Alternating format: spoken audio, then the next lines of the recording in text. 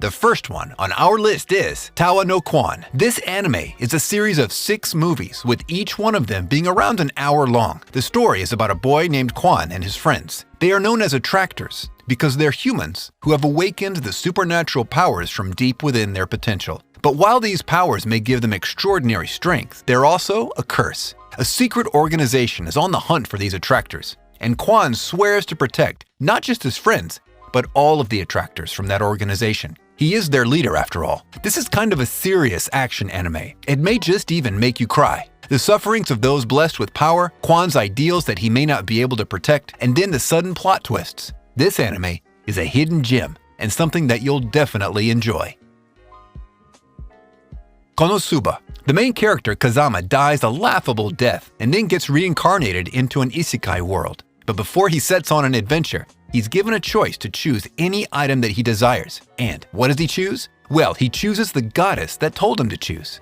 And sure enough, he gets to start this new life with this goddess. Her name is Aqua. Now, I know that some of you are rolling on the floor laughing and wondering why I would put Konosuba on this list. And honestly, even I'm not sure why. This anime is an isekai gem that gave us one of the most hilarious laughs we have ever had. Oh yeah, as for those of you who haven't watched this anime yet, the goddess Aqua is completely useless. Kazama would have been way better off if he'd just chosen a dog or even a cat. Well, when you think about it, there aren't many useful characters in this anime. Magi. Sinbad is a crazy strong king of Sindria. He's a dungeon capturer and also the leader of the Seven Seas Alliance. His most trusted comrades are the 8 generals. He's in every sense of the word a strong and powerful leader. But what are these dungeons? Well, they're created by Magi. They're a group of magicians who create these dungeons and also help people build their empires. Then there are supernatural beings called jinns. They grant access to great power to all the successful conquerors. That is more or less the setting of this world. And this is the story of Aladdin. He's a young magician who has an incredible thirst for adventure. He wants to leave his home behind and discover the world. Also, there's a prequel to this series, which came out after the first 2 seasons of Magi. That prequel tells the story of how Sinbad became the king of Sindria. All in all, this shonen anime is a splendid combination of both adventure and fantasy.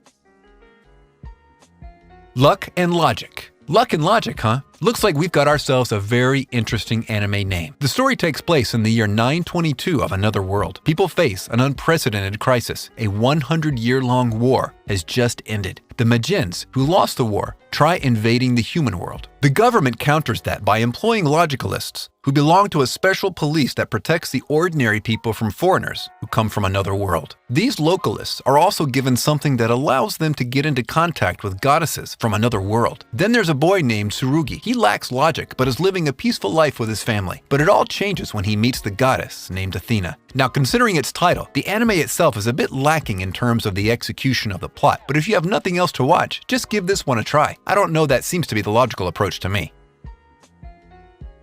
Casshern Sins. The anime takes place in the near future, when the world has become a wasteland and humanity is also just about done. The only people that remain are robots. They thought that they will live forever, but then a robot named Luna dies, or should I say rusts. Now the robots know that they will also eventually rust, but then a rumor begins that if they eat the one named Casshern, they will gain immortality. However, Casshern himself doesn't know a lot about his past or even his existence, but he's about to be hunted down by robots from all over the world who don't want to die. This is kind of a sad, slow-paced anime. I wouldn't recommend watching all 24 episodes in one sitting, but the plot is interesting, and this anime is one of its kind, so you shouldn't miss out on it either.